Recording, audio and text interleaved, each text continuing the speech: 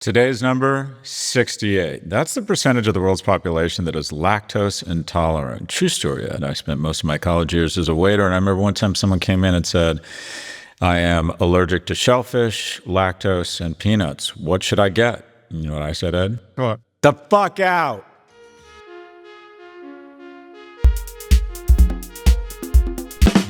The dirty jokes are better. I think I gotta go dirtier again. You know, I'm not exaggerating, Ed. I have been fired from some of the most interesting food establishments in Los Angeles. I interview really well, which is no surprise. Which also is no surprise is I'm a terrible employee. I got fired from Shakey's Pizza, Islands Burgers, The Chart House, Monty's Steakhouse. I've been fired from some of the best restaurants. LA Sports Club had a restaurant. I got fired from there and I became a trainer. I was much better at that. You became a trainer? Yeah, I used to train all these old white dudes. When were you a personal trainer? My senior year in college. Oh, and you kind of did that as well when you were starting out in banking. Is that right? You were offering training sessions to the MDs. Am I remembering that right? Yeah, I used to, every once in a while, and that was in New York, they had a great gym at Morgan Stanley, and I used to take guys down. Because if you're an investment banker, by the time you're 45 or 55, you're just a fucking hot mess. I mean, you just look like shit, and then they start freaking out, and they get diagnosed. Anyways, yeah, I used to, it's fun. I kind of enjoy it. I do it, one of the nicest things, nice parts of my day, I FaceTime my son, and I take him through a workout. It's a ton of fun. I really enjoy it. Where are you? Are you in London? You back in London? I'm in New York. I'm here for 2 more days, and then I go to this fancy conference in Aspen, which I'm excited about. And I'll be there 2 days, and I go home to London. What have you been doing in New York? Drinking. What have I been doing in New York? I got a lot going on. Oh, I'm going on the Today Show this afternoon. Oh, wow. They called me and said, do you want to come on this morning with Meredith Vieira? And I'm like, yeah, great. And they're like, how long segment? I'm like, 6 minutes. I'm like, no, I'm not coming on for 6 minutes. You can ask me one question and then sell pharmaceutical ads, like to convince people they have restless legs or whatever. Yeah, I'm not hauling my ass up to rock. But anyway, so they called back. This comes out after I'm on. Okay, I can say this. And they said, we'll do a 30-minute piece or whatever. So I'm going up for a sit down with, gosh, I don't know her name. I'm sure some woman who was the most talented, attractive woman and then went to McGill College of Journalism or the one at Northwestern and is now hoping to be the next Barbara Walters and is finding out that all of her friends are making more money on Substack and podcasts. So I'm about to go find someone who's about to make a career change. So when you say no to these things, how do you word that response? It's nuanced, it's sophisticated. No. I'm very honest with them. I was supposed to be on with Gayle King on, what's that show? Is that the Today Show? No, CBS Sunday Morning? I don't know. What do they play at the rest homes? I couldn't tell you. I don't watch these shows. Well, that's because you're not 90 yet. Although, you little MSNBC man whore. Oh, my God. By the way, you were out. I got to give it to you. You were outstanding your last appearance. You were so good. I think you got more play on social. You were really strong. Well, this is the interesting thing about this TV stuff. You go on TV, you think that's the performance, but it turns out it's the clip that goes on social media after. That's where all the action's really happening. 100%, which they don't monetize. Or at least I don't think that. Do they monetize? I don't know. They post on YouTube, but I don't know how they're monetizing that. I guess they're just doing the AdSense. But that really is the future for these TV companies. The format is amazing for social media, actually, because there are these quick, very passionate hits.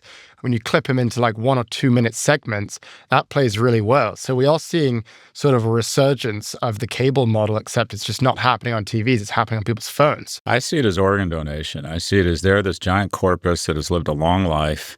It's taken a ton of energy and love and resources to keep this person alive. And then they're next to death and they donate their hearts and lungs to social, where it's like the social basically clips the only 90 seconds it was any good in the last hour on, name your broadcast network. Why do you care? Can I just, in terms of this 6 minute versus 30-minute thing, is it the idea that they're not giving you, is it more of a respect thing? Like, I'm Scott Galloway, you should be giving me more of your time.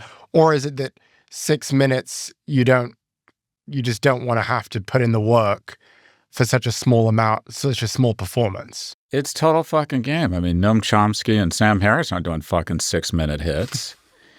I mean, if Nicole Wallace or Anderson Cooper invite me on for like 20 or 30 minutes or 10 minutes or a longer hit, I'll do it. But I'm not going to go up there, have them ask one questions and have them thoughtfully look into my eyes and go, this is an issue we definitely want to keep on. Thank you so much for coming in. I'm like, oh, God. Get me to fucking Dunkin' Donuts. You're in the stage that I like to call, that I was in for 30 years, called being a total fucking media whore. You're saying yes to everything. And then you go on and you're awesome. And this is the thing, you're under the illusion that you're making progress. And to a certain extent, people seeing the brand, like, I got to believe a ton of your friends have emailed me like, oh my God, Ed, you're on MSNBC? The guy that we did Rails of ketamine with in our junior year, and the guy who dressed up as a tiger for the Princeton Tigers game and who cheated off of me on the classics. The dude's on it. I can't imagine the group text ripping around PrincetonTigerDouchebag.com right now.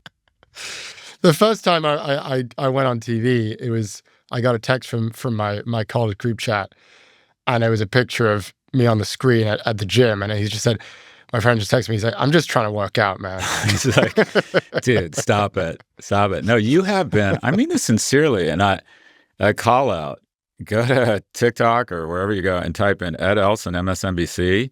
You are really good. I mean, you're just okay on the pod, but you are really outstanding on MSNBC. You are really good. I think it's because, I'm not sure, I think you got the hots for Katie to or Ari Melber. I think you really bring it when Ari or Katie are on. You're like, oh, yeah, I get it. I get it, Ed. Yeah, you understand. I get it. All right, enough of that. Enough of you dominating this conversation with banter. Ed, let's get to the headlines. Let's get into it. We have a great conversation coming up. Don't correct me, bitch, just because you're on MSNBC. I'm sorry, go ahead. We're speaking with Mark Cuban. Mark Cuban, serial entrepreneur, investor, a total legend. Mark, so good to have you on the show. Thank you for joining us. Thanks for having me on, Ed. Thanks, Scott. So you've started many companies, serial entrepreneur. You've also started a lot of media companies. You have a lot of experience in media. This is a very interesting time for the media space. A ton of action in the past few weeks. Let's just start with the thing that everyone's talking about, and that is Jimmy Kimmel. Disney or Nexstar or ABC cancels Jimmy Kimmel, then they uncancel him. Just a very open-ended question. Your reactions to what's happened with Jimmy Kimmel thus far? I mean, it's not the first time a major media company has put a star on hiatus for any number of reasons. You know, go back to Disney kicking out Gina Carano from a film. You know, and I know when I was on Shark Tank, the guys in charge of standards and practices were very clear about what we could say or not say. And when my name kept on coming up as a vice presidential candidate or a presidential candidate, they told me with no uncertain terms that I would have to leave the show if I took that path. So there's a lot of precedent for a lot of the stuff. So I wasn't surprised at all, to answer your question. Just to interject here. This is different, Mark. This looks like there's a direct connection between the government, specifically the FCC chairman, threatening to revoke their license. This is more than just standards. It is and it isn't, right? On one hand, we haven't heard an FCC commissioner talk like this ever. And so it's natural to connect it. On the flip side, there was just, a different set of pressures with identity politics that, put people under a microscope if they did or didn't make certain decisions. Agreed. And so where before it was coming, from social media and people with influence, now it's coming from the top down. So it's different, but it's the same. The players are different, but the impact's the same. One is cultural pressure from progressives who, quite frankly, seem more concerned with virtue signaling than the material or psychological well-being of Americans. And what happened with Gina at The Mandalorian was unacceptable. They're allowed to do that. They're allowed to be stupid. This, to me, seems much more frightening. two different things, right? You're alluding to Jimmy Kimmel, right, and what ABC did, putting his show on hiatus. Now, if we want to talk about an FCC commissioner or anybody in a position of power in the administration making comments like that, yeah, it's terrifying. But I don't think there may or may not be a direct connection between the two. It seems like there are, but I think they're two different issues because it's just a question of what kind of pressures would impact Disney or ABC to make a change in a brand name host versus what would lead an FCC commissioner or president or anybody for that matter to make the type of comments that they're making. It sounds like you're less concerned about what happened with Jimmy Kimmel than I would say some other people, perhaps Scott Yeah. and I are about this. Is that right? Yeah, I mean, again, two different topics. Does it terrify me when the head of the FCC makes the comments he does? Yes. Right. Does it surprise me that a network would virtue signal one way or the other, depending on who they think has the leverage or not? No. Yeah, there's some other interesting things that we're seeing going on in media right now, and that is the TikTok deal that it appears that Trump is really quarterbacking. It will likely go into the hands of Oracle and perhaps the Ellison family. And more recently, he's been talking about how the Murdoch family could get involved in this deal. I also wanted to just get your reactions to what's happening with TikTok, putting that algorithm in the hands of these families. Well, there's two parts to it. One, it's scary because there was no open auction. There was only a discussion about, someone should be interested in buying TikTok and let's see what happens. But then the second part is when you bring in new cooks, the soup might just get destroyed. And so there's no assumption. You can't make an assumption that its success will continue because if they do take over the algorithm, that's part of it. But remember when we were looking at TikTok closing, they came out with a new product called Red, and they came out with other products that were out there, and a material number of people just switched. What would be insane to see is if TikTok came out with their own Red again and competed in the United States with the US version of TikTok. But I guess my point is there's no assurances that this new version of TikTok with Larry Ellison, his son David, the Murdochs, whoever it may be, are, that they will be successful. I mean, kids are very persnickety, and those algorithms, if they take control, what is it about the TikTok algorithm that differentiated it from the Meta algorithms for Facebook?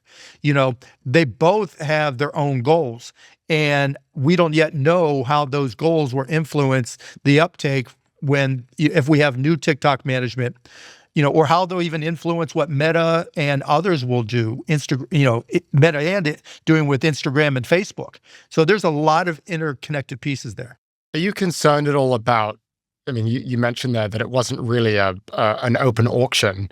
Are you concerned about the extent to which the president is really setting up these deals? Is this something that we've seen before? Is there precedent for this?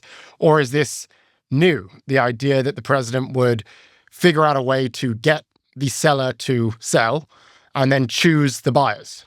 Well, it's not new under Trump, for sure, right? We've seen it with MP. We've seen it with Intel. We've seen it in his efforts with others. He's a deal maker. He wants to be the figurehead for every and any deal.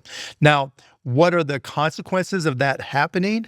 That's to be determined, because interjecting himself doesn't mean it's going to work. We saw Intel when they took the 10%, then you saw NVIDIA take another 5%. It doesn't change Intel's business. Intel still has the same challenges. The fact that he's involved, do I like it? No. Do I think it's smart? No. Do I think it optimizes the opportunities for the companies involved? No. But at the same time, am I surprised? No. Just speaking more broadly about the media ecosystem, it feels like it's concentrating. It feels like obviously certain channels and platforms are losing relevance, some are gaining relevance. Do you have any general thoughts about the media ecosystem and if and where, if you were going to invest in media, where you would invest, where you would go long and where you would go short, so to speak? There's no chance I'd invest in the media ecosystem at all, anywhere. Yeah, just stay away from it. Yeah, it's brutal. because it's hits driven. And creating a hit is hard no matter what the platform is. And going viral is hard no matter what the platform is. If you look at what Mr. Beast does, I think he's figured it out the best. He spends a lot of time reverse engineering the algorithms, because that's what it all comes down to. What makes the media ecosystem so difficult is we all spend so much time on social media, and we all have our own unique feed. Ed's feed on whichever platform is different than Scott's, different than Mark's. And so that customization that really allows people to really go down all kinds of rabbit holes is unique. You can't do that on traditional television, whether it's broadcast or cable. You can't do that necessarily with YouTube, even though they do use algorithms and they feed you a lot of stuff with shorts, and they're truly the largest distributor, but there's just so much, right? You can't get to all. Whereas short form content, they can make you think anything they want you to think. And that is the underlying challenge that this country has, that whoever controls the algorithm controls your thoughts. Well, do you think along those lines, I promised myself during this entire segment I was not going to ask you if you're running for president. So I'll do something different. I'll say, let's cosplay president. Okay. If it was a President Cuban, and to your point, the algorithms decide what we see. And sometimes those algorithms don't have, most of the time, all of the time, those algorithms don't have our best interests at heart. They have shareholders' best interests at heart. And sometimes incendiary, rage-filled content gets elevated beyond its organic reach. So as a President Cuban, what would be your approach, if any, to regulating big tech and algorithmically elevated content? So one, I'd say you have to be 16 or more to use social media. If you go on X, you can be 13 years old and go on X, and there's tons of porn. There's no shortage of porn at all. And it's just amazing to me that, people outside the Republican Party don't bring that up as a cause of action, because you can't be so strict on, I want to protect schools, I want to protect kids, et cetera, and not recognize that this is, the worse than the Playboys I grew up with underneath my dad's bed that I used to grab, right? It just goes to no end. So that's part one. Part two is, and I actually said this to TikTok a couple years ago when they brought me in to just have a discussion. I think if you are going to let kids under 18 on, you have to have an HTML file that shows a link to all of the videos that they've watched, so that parents can get a feel for what's going on with their children. I mean, literally, as a parent, my son, who's just turned 16, gets so mad at me because I'll look at what he's watching on Instagram and TikTok and whatever it may be, because it tells me who he is. That algorithm knows more about him than I do. And so that would be part two, having, a way to communicate with parents. But beyond that, I wouldn't do anything, because that would make me a hypocrite, saying, when Trump or the FCC chairman tries to insert themselves into business, that wouldn't be the way to work. But I would also encourage businesses at that point in time to flood the zone, right? Whatever the message, let's just say as a president, I was trying to get a particular message, unity among the American people. I want people to come together. I would use AI to create nonstop billions of 30-second videos that communicate that message, to get to the point where people are so sick and tired of seeing it all, they stop using those platforms. So just along those lines, not intervening, I mean, I like the idea of capitalism just being competition that's refereed. But are you comfortable with the concept of Larry Ellison having a lot of influence over CBS, TikTok, potentially Warner Brothers, CNN? Do you think there's a place for intervention around antitrust and ensuring these media ecosystems don't get too concentrated? No. And just like when George Soros bought all the Odyssey stations, and there were 200 of them, and there was a big to-do about how he's going to change them over, the American people will speak with their attention. And I don't think somebody putting in cash to effectively dying industries is something the government should get involved with. Most of those are end of life type situations. And there's still a lot of uncertainty. And I think, with AI, we still haven't seen the next generation of media developed yet. Do you think Hollywood is dead? You talked about Mr. Beast there, and I totally agree. He's absolutely nailed it. He's now getting more viewing time than the top series on Netflix. Is this the end of Hollywood? No, because AI, again, I keep on going back to it. AI makes creative people more creative and more efficient. So whereas before, with Shark Tank, we would shoot in June and nothing would appear to go on TV until September at the earliest. And it just took time for the editors, the storytellers to put together stories. With AI, you can iterate so quickly so that somebody who's very skilled in storytelling, in graphics, it doesn't replace them. It amplifies their skill set so you can do more quicker. And so I think you'll see more great content created by great content creators and a lot more junk, but the great content creators, like they always have, will stand out. And those will, I'm not saying movies will come back. They won't, because people aren't leaving the house, but long form content will, I think, be better because AI allows people to, turn it around far more quickly and less expensively. We'll be right back after the break. And if you're enjoying the show so far, be sure to give Prof G Markets a follow wherever you get your podcasts.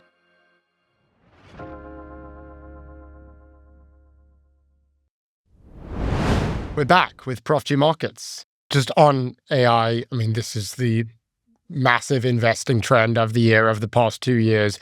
What are you thinking about when it comes to your investment strategy?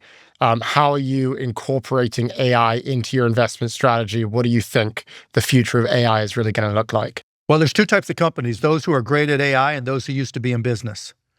And so you've got to incorporate it into everything you do. Like with Cost Plus Drugs, we have a manufacturing plant in Dallas, Texas, that's cheaper than what they can manufacture in India and China, because it's all robotically and AI driven. It doesn't take many people, but more importantly, we can turn from one drug to the next in hours.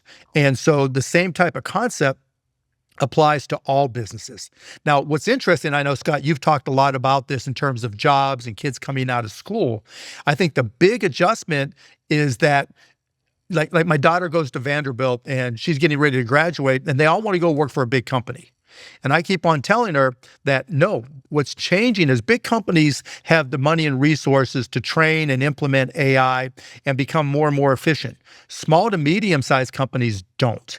They need AI natives, not necessarily just to be prompters. That's not going to get you there, but to understand how agentic AI works, to understand how to integrate, to understand how to look at processes from the consumer's perspective and reinvent how you do things. And then the great unknown beyond that, which will open up more doors for kids coming out over the next few years, is robotics. Because right now, everything we know about AI is pretty much, it's multimodal, where you have pictures and text, but it doesn't really incorporate video at all.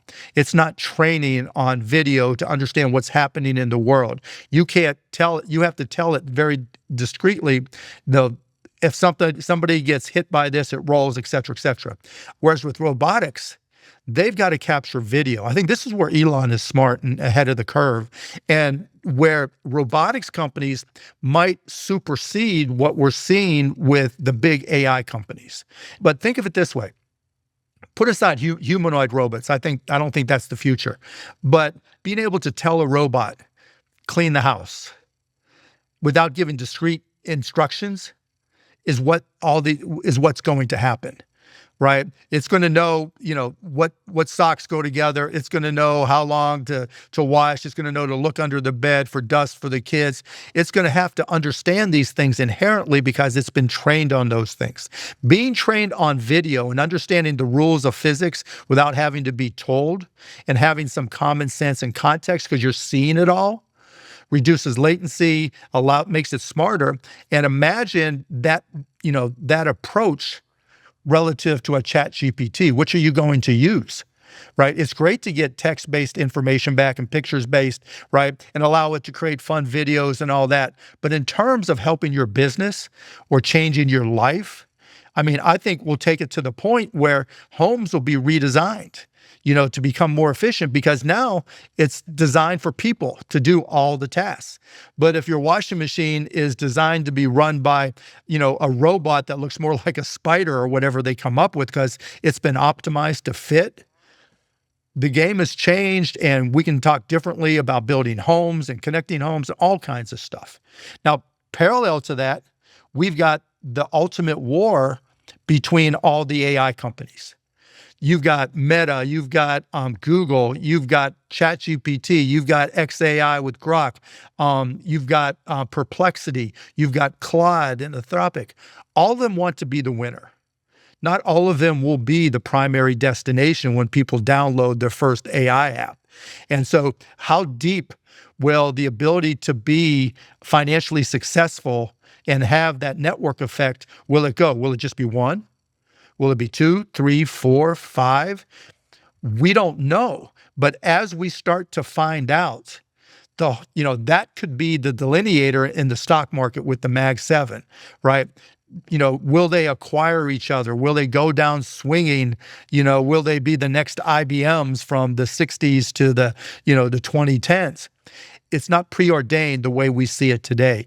That's the way I believe. And you just look at these companies spending tens of billions of dollars a year, borrowing money beyond their cash flow because they believe it's a zero-sum game, kissing the ass of the administration because they have to. It's their fiduciary responsibility. So that's generally how I see everything. I think it reminds me of the early days of streaming. When we first started streaming, you had to download a TCP/IP client. You had to have an ISP subscription. You had to get, a piece of software. And then it all changed, and people don't even think twice about streaming. It's just there. We'll get into it, and it becomes comprehensive. It went from audio to video to 3D to AR, whatever. We'll see that type of generational change with AI as well. Yeah, I mean, you bring up the comparison to streaming. I think a lot of people are thinking of the comparison really just to the dot-com boom at large. And a lot of the dynamics you described there do feel at least similar. The idea that we all know that something's going to happen. You got Zuckerberg saying, we might piss away hundreds of billions of dollars, but ultimately superintelligence, it's too big of a fish to just not really go for it. So we're going to go for it anyway. So yeah, but it also portends, if we saw what happened when the dot-com bubble imploded, and a lot of people did get massively burned. Yeah, we don't know who AOL is. We don't know who Yahoo is, to create analogies. But we know a couple of these big AI companies are either or. Yes. And so how do you as an investor deal with that? I mean, we're seeing these massive valuations, OpenAI, Anthropic, everyone's trying to get in on these companies. And yet there's this little thing in the back of everyone's mind, which is maybe it's only going to be 1 or 2 winners in this whole game. And yet we're still willing to invest tens, in some cases, hundreds of billions of dollars into these companies. I still think you have to. Right? You don't know who the winner's going to be. ChatGPT is in the lead, but Gemini's catching up with Nano Banano. It just came out of left field, right? And now all of a sudden, it's just changed the dynamics of users using AI products. And so I still think you got to go all in. I don't think there's any issue there. And part of the issue is that there's just fewer places to put your money. Particularly in the public markets. When we took broadcast.com public in 1998, there were 8,500 public company plus all the pink sheets and everything else. Now there's, 5,000 maybe, and it's easier to deal with private equity than it is to go public. But to me, that's unfortunate because it doesn't create the liquidity for your employees or early investors. I mean, you can with early investors, but it doesn't, I always looked at going public as a way to reward our employees. And I think going back to, if I was the president again, I would create tax incentives for companies that rewarded all of their employees with a pari passu type ratio of stock rewards, whether it's warrants, restricted stock, absolute stock, whatever it may be, to income. So if the CEO gets $100,000 worth of stock and makes $1 million, that's 10%. The person working the front desk at the office who makes $40,000 gets 10%, $4,000. Because I think that's a path to income equality, because you have to increase people's asset base in order for them to have assets that appreciate and keep up. Because if you don't have assets that appreciate, you can't ever keep up. So there, it's kind of jumping around again, but I think AI is still where you invest. I think part of the reason is there's so much money coming in and there's no place else to put it. You don't see the mid caps, you don't see the Russell, you don't see them breaking out at the same, because between tariffs and the investment in AI. But at some point, we'll figure out who the America Online is. We'll figure out who the Yahoo is. And then, bam, it all changes. I just don't know when that point is. I'm really glad you bring up this idea of the fact that we are seeing so many fewer public companies today than we were 20, 30 years ago. This has been a big theme on our show, this idea that AI is happening, and yet all of the action is happening in the private markets. The only place you can really invest, as you say, is you've got NVIDIA.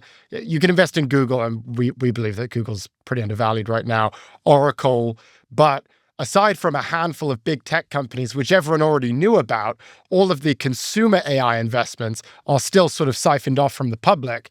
It's been a big concern of ours. I'm wondering if it's a concern of yours, the idea that regular people can't get in on this stuff. I've been saying it for 2 decades, that there aren't enough public companies. Whatever the latest technology is, people, employees and investors should be able to participate. I used to jump all over Gary Gensler because he made it so hard to go public.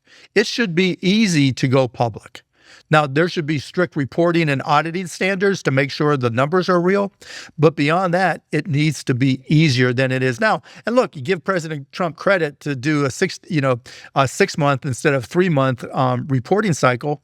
That's fine. It doesn't change the economics of the business, but it makes it a little bit easier because, that week or two before you report earnings is always just a stressful time when you have to write and rewrite the same nonsense over and over again. Let me ask you this, though, because you said, and I think I agree with you, but I just wanted the straw man here, or the steel man. I went and saw the Fantastic Four, 3,400 people working on the film, and I think sooner rather than later, it's going to take 300. And I don't think we need 10 superhero films. I don't think people are begging for more content right now. And when you reference Kimmel, the problem with Kimmel, the bigger issue, other than censorship, is that it's 160 people to produce that show.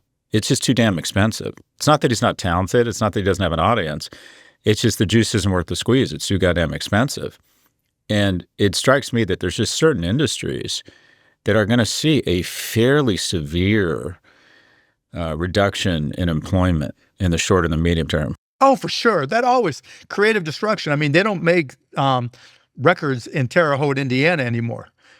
RCA is gone, right? Or there may be some semblance of it left. So there will be destruction at various points. But I think as an entrepreneur, oh my God, there's going to be people creating businesses and having access to, a large language model, Perplex, whatever. As long as you understand when it starts hallucinating, when you start getting 8, 10, layers deep, right? You have every business professor in the history of business professors at your disposal to put together your business plan, to review, to use Gemini research. That, like when I started my companies when I was 16 and 18, and I had to go sit in the library and read books to try to figure out all this stuff, now it's like that. And just, it'll democratize business education. It'll democratize education in general. It's like when Andrew Carnegie built libraries around the country to try to democratize education. This is that to the millionth level. There's nothing a kid can't learn right now. And when you tell me that there's a tool that allows any child to learn anything they want within the constraints of self-harm and all that kind of stuff, right? But allowing a child to learn anything they want, nothing makes me more excited Because if you believe that, the curiosity of a child can lead to, something we haven't even imagined yet. Like when I go talk to kids at school, one of the things I always do inevitably, when I say kids, I mean anywhere from 10 to 18. I point at the screen on the wall. I said, one day that didn't exist and someone came up with the idea. That chair you're sitting on, one day a chair looking like that didn't exist and someone came up with the idea. Everything you're wearing, everything you've seen that's not natural, someone came up with that idea. Now with AI and the access to everybody, literally, then that kid with that idea can get direction in exactly what to do. One thing that's been a concern for young people, though, is, this creative destruction, which is absolutely true. And what we always see with technology is it comes in, it tears up a bunch of jobs, and then some new jobs show up. But I think one of the big questions is, what do you do in the interim? And what we have found, and we've been discussing this study that came out recently, which found that there's been a reduction in job openings that are related to AI of 13%, specifically for young people. So AI is kind of taking your job, but more specifically, it's taking young people's jobs. And I think one of the big questions that we've been trying to get to the bottom to is, as a young person, you mentioned your daughter there at Vanderbilt, as a young person, how do you not get replaced by AI? If AI is so capable at all of these things, what are the kinds of skills that you double down on? Well, in order for AI to replace you, somebody has to know how to implement AI in order to replace you, right? And that happens in big businesses, like I alluded to earlier. But there are only 20,000 businesses in this country with more than 500 employees. That's it. And there are millions and millions of businesses that create 62% of new jobs every year. The challenge is you've got to just look in different places, because the big company already is going to have somebody, because they're under the pressure to get all their numbers down to do it. The small to medium-sized companies are under far more pressure to compete with the bigger companies. And we saw that to a certain extent, with HTML and the internet in the mid and late 90s, and kids were considered geniuses if they could do web pages. But I'm not talking about prompting, right? Small companies don't have the resources or the knowledge or the ability to just say, okay, this process, we're going to just turn it into an agent. At Cost Plus Drugs, we have one person that's young, in her 20s. All she does is look at processes that are manual right now, just go through the list and try to automate them, and then track them and manage them. That is the job that every small to medium-sized company needs, but may not know that they need it because the CEO may not be literate enough. And a kid coming in there saying, I just spent the last 2 years living and breathing and cheating with ChatGPT and Perplexity to get through my classes, and I did an agent that went out, da-da-da. As long as you can do agents or learn agents, and if you have a programming background at all, you're good. You're going to be able to get a job. It's just, the tipping point really is when those small companies realize they're falling behind because they're not able to implement AI to get the cost savings that their bigger competitors are. Then they'll have no choice but to hire those kids. If I were to sort of summarize your approach to this, it's really, you got to lean into AI. You got to use as many agents that are at your disposal, and you got to learn how to use it. But if I were to sort of summarize your philosophy, it seems as though one of your biggest priorities in business, and I think this has been true across your career, is you need to be curious and willing to adopt technology. It sounds like that is the real alpha that you see in your career. Whenever a technology comes along, you cannot write it off. You cannot think that it's too confusing. You have to be willing to go through the hard work of understanding, how do I actually use this thing, and how do I figure out a way to be more productive? It's actually a little bit backwards. You look at the industry and you look at the processes and you look at the interrelations and you say, what's right what's optimal and what's a mess.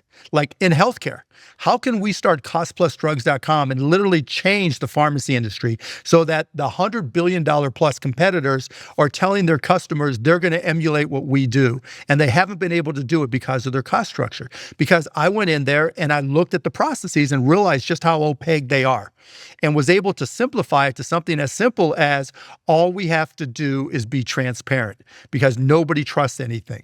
If you look at what's happening now with healthcare on the healthcare side, right? It is so back-ass half-words. I'll give you a simple example. You've got, and we'll go back to politics, if Mark Cuban was president, right? You've got the Democrats talking about the continuing resolution to keep the government open. And they're saying one of the things that we want is to have the premium subsidies for the ACA continued. Now, I'll take a little step to the side here. What type of company is the most hated company in all of America? Health insurance? Yep. Now, when you create those, when you have those premium subsidies that you're trying to keep alive, right? Who do 100% of those premium subsidies, tens of billions of dollars or more for the 12.5 million people receiving subsidies on the ACA? Who are those taxpayer checks written directly to? Health insurance. Yes. Now, why do health insurance companies love it and everybody hates them? Because you have premiums, but you can't get access and benefit of your insurance until you've paid your deductible and you're out of pocket. And the deductibles are going up. And so, and we can take a little side trip again. You want to talk about the economy, right? Everybody's paying more and more premiums, but even worse, and what everybody's missing is the deductibles and out-of-pockets are going up even faster. And if you can't afford to pay your deductible, you can't afford to get health care. So President Cuban would say, look, we already have, we guarantee mortgages. We in some states, they'll even put the down payment down for you for $25,000 worth. We'll guarantee student loans. We'll guarantee SBA loans. Maybe not 100%, but a big chunk of them. But if you're about to die, right, you can go into an ER to try to get stabilized. But anything else, if you can't afford your deductible, you're shit out of luck. Why don't we guarantee the deductibles, and instead of sending that those premium subsidies to the insurance companies, use them to not subsidize, but guarantee the amount of money that it would take to go and get the care you need so that your health insurance kicks in. Because the other thing that happens as part of this, think of it, you're a hospital and God forbid somebody gets hurt and they go to the hospital and they look up your insurance from your insurance card and you have an ACA Silver plan, you have a family of 5 and your deductible is $5,000 and you don't have $400. 40% of people in this country, now a chunk are on Medicaid, but 40% of these people don't have $400. Right? So there's a really good probability that people going in to need care can't afford their deductible. So you know what the hospitals do? The hospitals work with companies or they do it themselves. They loan money to these people just so they can get access to the insurance company's premiums, which in turn turns those providers, the hospitals, et cetera, into subprime lenders. And they collect maybe 50%. And they're the ones that are creating all the bills that everybody's talking about, the healthcare bills that caused bankruptcy or did cause bankruptcy, right? Not because they want to, but they were put in this position because of the way we allow health insurance to work.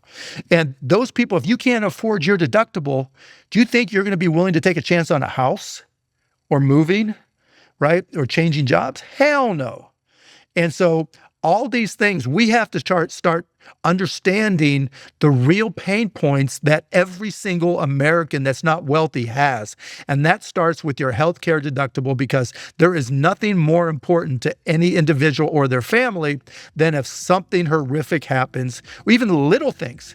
If your deductible is higher than what you have access in credit and cash, and you can't make up the gap to be able to use your insurance, you already know what we call people like that.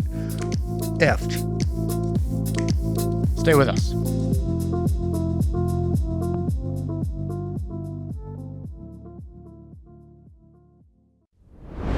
We're back with Prof G Markets. So, Mark, we think a lot about the struggles that young men face. You have two daughters and a son. And the other thing that I thought you could offer unique perspective on is that we see, as the owner of the Mavericks, you get to know very personally and intimately these young men.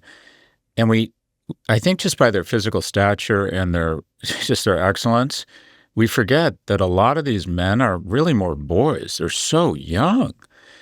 And one, I'd just be curious to get your thoughts on the struggles that young men face in America and what some potential solutions and approaches to it, and how your views as a father, having both daughters and sons, and being around so many young men has informed your view on this.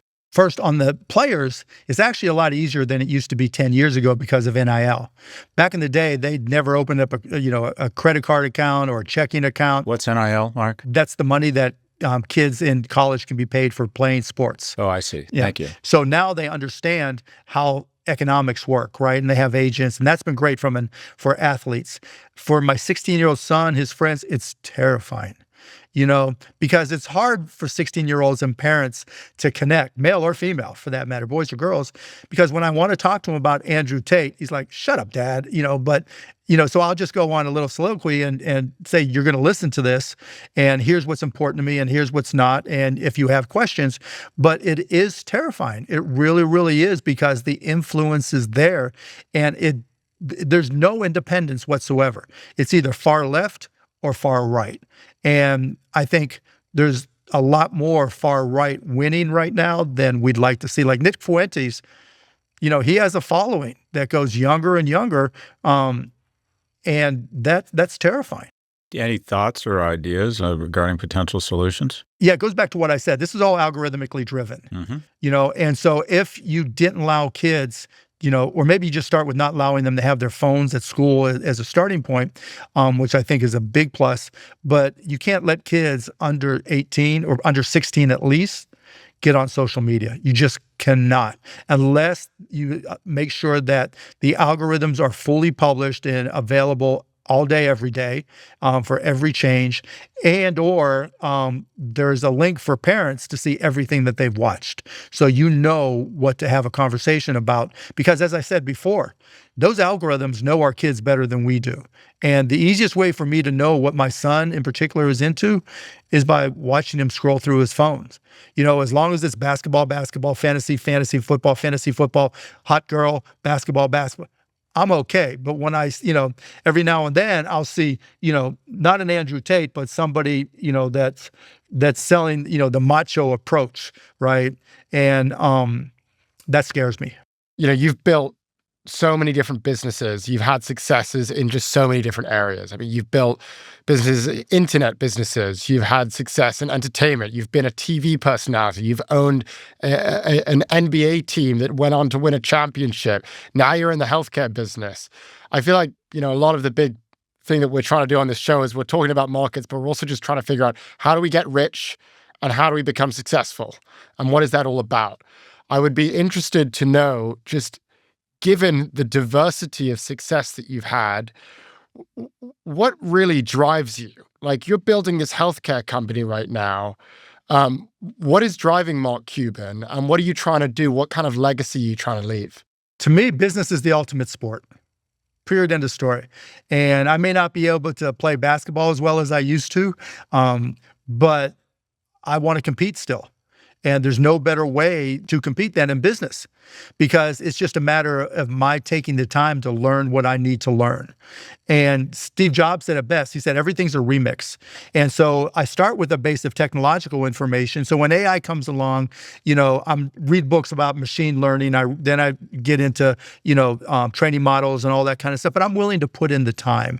And what I tell kids when they ask me, how do you get there, right? You find something you love to do, and then you just commit the time to be great at it. And I'm not, if you happen to be a special athlete and playing tennis, basketball, whatever, great, do what you do. But in business, most people don't take the time. And especially now with AI, you can ask AI any question on the planet. There's nothing you can't ask. And so I do it all the time. Like, I was giving a speech and that's why I won't blow my cover here, but they right before the speech, they asked me to cover a topic that I was going to be asked about. I didn't know shit about it, right? So I just pulled out Perplexity and ChatGPT, so I had two different answers to compare, and said, this is what I'm going to be asked to talk about. What are the 10 top things that I should mention? And they all made perfect sense to me. So I went in and they thought I was smart, you know? That's what I should do. Every kid, the hardest part about AI is not being embarrassed about asking the questions you normally would only ask a human.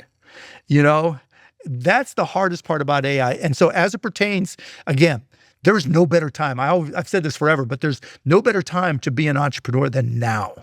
I mean, I remember buying books, how to build a business plan, or your business plan for this. I opened up a bar in college. Your business plan for your bar, and it has all the fill in the blank stuff, right?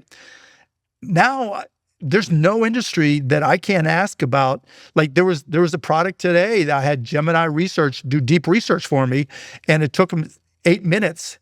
And I knew everything that I would have learned if I would have gone and done all the searching online, you know, and I checked the sources and confirmed and all that. But anybody, if they're curious enough and they're excited enough and they want to learn, can dig in and learn. And if you have the capacity just to start building a base of knowledge, then for all businesses, right, you start with that base, and then you might fail at a business, but you learn. Then you go to the next one and you learn, and go to the next one. And I say it all the time to these kids, you only have to be right one time. Doesn't matter how many times you fail. You don't know about my powdered milk company. You don't know about my bar. You don't know about all these businesses that failed. But I just kept on compounding my knowledge and kept on always learning, always reading, and just always being curious, always being competitive. That's what it takes. You know, and how you define success may be different than me, but however you define it, you can get there. That moment where you're asked to speak on this topic, and you have two options there. Either you say, I'm actually not that knowledgeable about that topic, but I'm happy to talk about these topics here. I can do that. Or you say, you know what? Fuck it. I'm just going to figure out what this is, and I'm going to talk about it anyway, and I'm going to make sure that I say something that I really believe and that I think is correct. Those are two choices. And I'm wondering, one of them has a sense of caution, the other has a sense of risk, danger, and bravery. Has that always existed in you, this desire to go above and beyond, to push yourself, no matter what the situation is? Or is this something that you've trained over the years? I mean, it's all imposter syndrome. Yeah. Right? And I just don't want to get busted, you know? And I'm not afraid to say I don't know. You know, even like that speech I alluded to, they really zigged off into other areas I knew. So this is just a starting point, but I don't have a problem. You know, and I'll bring, going back to AI, the one thing that humans do that AI can't do, they say, I don't know. You know, and an AI model, the programmers behind it will set thresholds above which they think the probability that they're right, and they'll give the answer. But they have no context at all. Humans, inherently, we understand what's going on around us. And if there's something we don't know, we have the capability. We might not do it, right? And maybe that gets you elected president, but most of us are able to say, I don't know. And that's always going to make us different than technology. I mean, that's the difference, right? Right there. You mentioned this idea of achieving success, and everyone has a different version of success, and yours might be different from others. What is your version of success? What does success mean to you at this point? You've kind of conquered the money game. Everyone wants you to run for some form of elected office. People keep on doing this, and you keep on saying, no, I'm not going to do it. But that's a area of life that you could go on to conquer. What does success look like for you at this point? Just waking up every day excited. I was happy when I was broke. When I was sleeping on the floor with 5 roommates in a 3-bedroom apartment, I was enjoying my life. It was stressful in a lot of different ways, you know, getting the credit cards cut up, the phone ringing all the time, and his bill collectors, et cetera, et cetera. But I knew I was going to find a way, maybe not financially, but I was going to find a way to take care of myself and enjoy myself. And it's the same way now, but that's one of the reasons I sold the Mavs. That's one of the reasons I got off of Shark Tank, because that joy for me comes from my kids and comes from my family. And Shark Tank was always in June and September, which is my wife's birthday, and effectively all but one of my kids. One of my kids is in August and the other two are in September. My anniversary's in September. And I was always missing it, and then the season started. And so I was gone a lot. And I was like, no, of all the things I want to say on my deathbed, being president, being rich, being called dad. Yeah. Mark Cuban is a serial entrepreneur and investor. He's founded several companies, including Microsolutions, Broadcast.com, and most recently, Cost Plus Drugs, a company focused on reforming U.S. drug pricing. He bought the NBA's Dallas Mavericks in 2000, led them to a championship in 2011, sold majority control in 2023. His ventures in media include HDNet, Magnolia Pictures, 2929 Productions, and Shark Tank. He lives in Dallas with his wife and 3 children. Mark, this was excellent. So good to have you on the show, and we really appreciate your time. Thanks, Mark. Yeah, thanks, Ed. Thanks, God. It was always a lot of fun. Thank you, guys.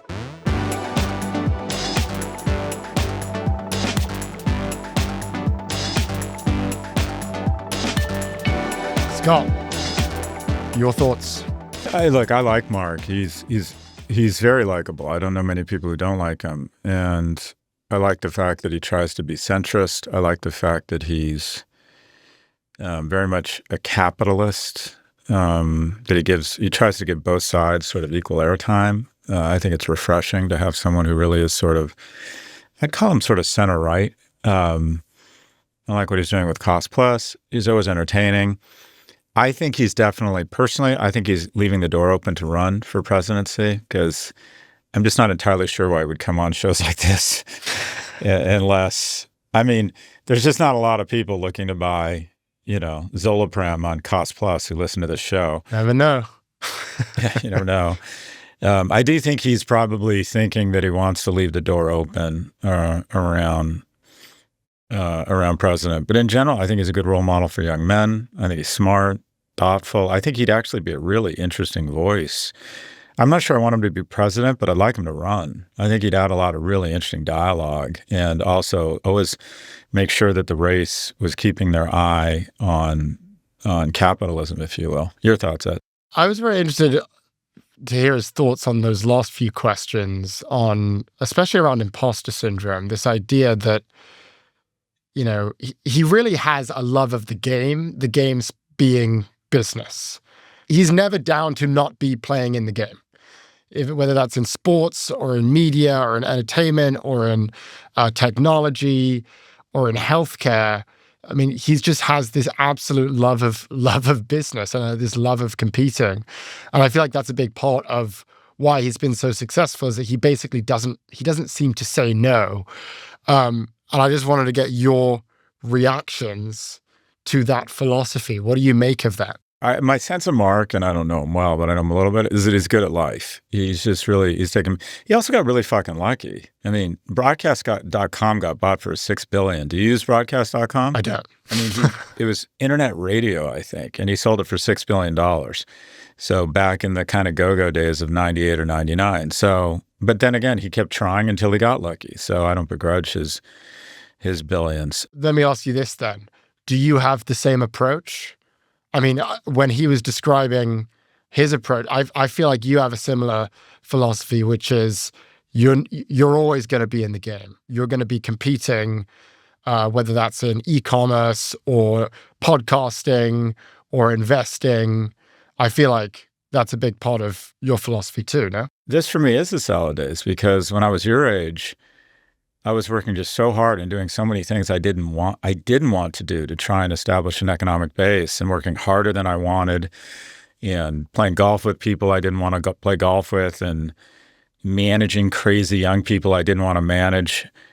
And now, that I've gotten some economic security, I can do exactly what I want and exactly what I want. And I think it's similar to Marcus, to do fun stuff where you're in the game, where you're trying to build shit, trying to make money. And if you don't like it, you can leave. And, if he was still trying to make money in awareness, he wouldn't have left Shark Tank. But now, the biggest lecture in the world is no. And one of my role models, Barry Rosenstein, he said there are 3 buckets in life. There's things you have to do, there's things you want to do, and there's things you should do. If your biggest investor's in town, you have to do it. There's things you want to do. Yeah, you want to take your son to see, Arsenal play Wolves or whatever. And then there's things you should do. And that is you think, well, Scott's got this event. I don't really want to go, but I should go because Scott's my boss. Or my friend's daughter, my friend's sister is having her bat mitzvah. The last fucking thing I want to do, but I should do it. There's a networking event. I'm exhausted, but I should go in case I, meet good people. The key to getting to a point of economic security and a certain level of self-actualization is you can eliminate the should bucket. And that's the luxury. I get the sense Mark is doing a few things he has to do, but mostly doing things he wants to do. But you want to stay in the game. You want to stay mentally active. It's fun to make money. You want to be relevant. A lot of it's ego-driven. I think, quite frankly, what I probably share with Mark, I think we both have pretty healthy egos. And you want to be relevant and in the game and get the affirmation of others. But also, as you get older, if you have a certain amount of economic security, you do get some perspective and you're like, you start recognizing the finite nature of life. And that is, you're like, okay, I got to start spending more time with people that I care about and they care about me, especially your kids, because your kids are leaving. So you absolutely do change your perspective and start, there's nothing like impending death that creates perspective. And it's getting increasingly impending when you're 60 and 67, which I am and which Mark Cuban is. It just changes your view on things because when you're your age, you can't imagine it ending. So you don't think that way. And that's healthy because you should be taking risks and doing things. But in terms of imposter syndrome, what I would suggest, Ed, is that when you feel imposter syndrome, it's common sense. You are in over your head, Ed. You are out over your skis. Little humor. Thank you for listening to Prof G Markets from the Vox Media Podcast Network. If you liked what you heard, give us a follow and join us for a fresh take on markets on Monday.